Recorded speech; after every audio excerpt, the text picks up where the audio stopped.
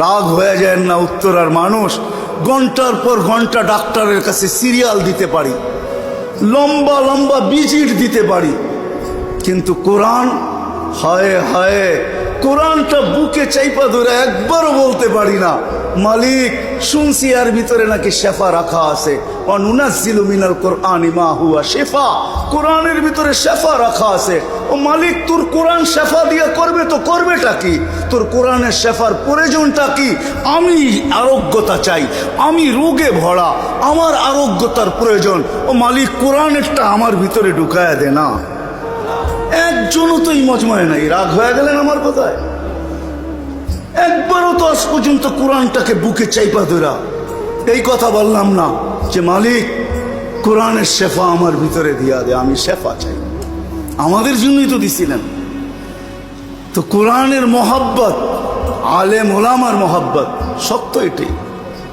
একটু আগেও আমি বলে আসছি, এই উম্মতকে ডাইরেক্ট আল্লাহ জাহান্নামে পাঠাবে না। এই উম্মতের মর্যাদা অনেক বড়, ওটার জন্য আলাদা একটা মজলিস চাই, দীর্ঘ লম্বা একটা সময় চাই, তাহলে আপনাদেরকে শোনানো যাবে যে এই আমাদের দাম কত।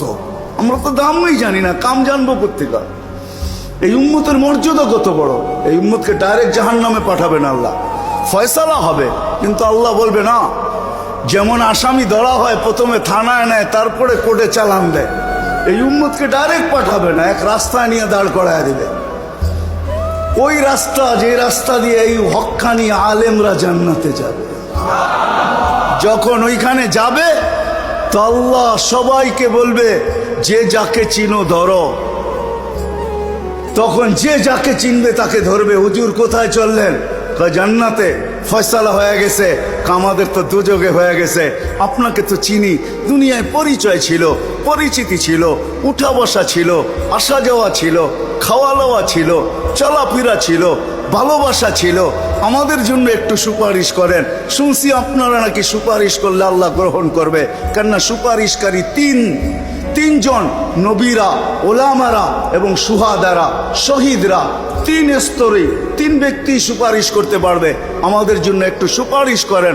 কসম খোদার, আজকেও ওলামায়ে কেরাম আমাদের হিতাকাঙ্ক্ষী, যদিও আমরা ভাবি না। আমরা আপনাদের হিতাকাঙ্ক্ষী, কসম খোদা। আমি দুনিয়া ঘুরে বলতেছি আপনাদেরকে, বাংলাদেশের আলেমরা হিতাকাঙ্ক্ষী, তার চেয়ে বড় হিতাকাঙ্ক্ষী কেউ নাই। আপনি জানেন না, হাজারো আলেম রাত্রে ঘুমের থেকে ওঠে, যাদের ঘুম হয় না ঘুমের থেকে ওঠে আর মুসল্লায় যায় আর চিৎকার দেয়, সবকো সোনে মে মজা, হামে রোনে মে মজা। সারা দুনিয়ায় ঘুমে মজা পায়, আমরা কান্নায় মজা পাই। আমি হাদিসে কুদসি দিতেছি, আল্লাহ নিজেই বলছেন লাউলা মাশাইখা রুক্কা, এই আল্লাহওয়ালারা যদি না থাকতো, লাজালতুস সামা হাদিদা ওয়াল আরদা সাফসাফা, আকাশ লোহার, জমিন তামার, ওমা আনজালতু মিনাস সামাই কাতরা, আকাশ থেকে একটা বৃষ্টির ফোঁটা না, ওমা আমবাততু মিনাল আরদি হাব্বা, জমিন থেকে একটা শস্যের দানা না, বাল আনজালতু আলাইহিমুল আযাবা সাব্বা, একের পর আযাব দিয়ে আমি ধ্বংস করে দিতাম। হায় হায়, কয়েকদিন আগেই তো আফগানিস্তানে ভূমিকম্প আসছিল, ঠিক না? কত ছিল পয়েন্ট? কত ছিল? আরে বলেন না, কত? 6.7 ছিল। কিন্তু এরই কয়েকদিন আগে বাংলাদেশে ভূমিকম্প আসছে ডিসেম্বরে 6.1। আমরা অনেকে খবরই পাই না, কেন ওই সময় ফজরের জন্য মসজিদে আসতে ছিল। কেউ খবরই পায় না, খবরই পায় না, অথচ ওইখানে তুফান লাগায় দিয়ে চলে গেছে। আমাদের দেশ নড়ে চড়ে পড়ে না। শতবার ভূমিকম্প আসছে, কোনো বিপর্যয় হয় নাই, আমার বিশ্বাস কোনোদিন হবেও না। কেননা 7.8 আসার পরেও যখন বিপর্যয় ঘটে নাই, আজ থেকে 4-5 বছর আগে আসছিল 7.8 আসছিল 31st নাইটের পরের দিন, কোনো বিপর্যয় ঘটে নাই, ঘটবে না। কেননা এখানে ওই আল্লাহওয়ালারা আছেন যারা রাত্রে ওইটা চিৎকার দেয়, সবকো সোনে মে মজা, হামে রোনে মে। সবার ঘুমায় মজা আসে, আমরা কান্নায় মজা আসে। সত্য এটাই।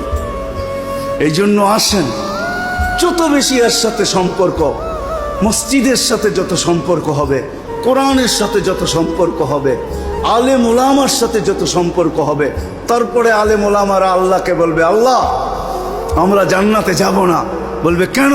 এরা সব আমাদের দেশের মানুষ, পরিচিত মানুষ, এদেরকে দুচোখে দিবেন আর আমরা চলে যাব।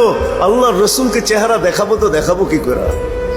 তা আল্লাহ বলবে, যে যাকে চিনো নিয়ে যাও, এটাই হবে সুপারিশের কর্তব্য।